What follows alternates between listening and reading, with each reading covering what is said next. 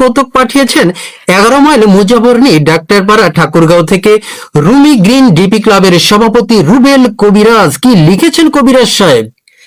শফিক আর কেয়া দুজনের ছোট্ট সংসারের মাঝে একদিন একটা উটকো অতিথির আগমন ঘটলো। দিন গড়িয়ে সপ্তাহ পেরোয়, অতিথির আর যাওয়ার নামগন্ধই নেই। বিরক্ত হয়ে একদিন লোকটাকে তাড়ানোর ফোন দিয়ে আটলো দুইজনে। পরদিন সকাল হতে না হতেই তুমুল ঝগড়া শুরু করলো। ঝগড়া এক সময় হাতাহাতি পর্যায়ে চলে গেল। অবস্থা বেগতিক দেখে চুপচাপ বাক্স পেটটা গুটিয়ে নিয়ে বেরিয়ে পড়লো অতিথি। অতিথি বেরিয়ে যেতে না যেতেই দুজনের ঝগড়া থেমে গেল।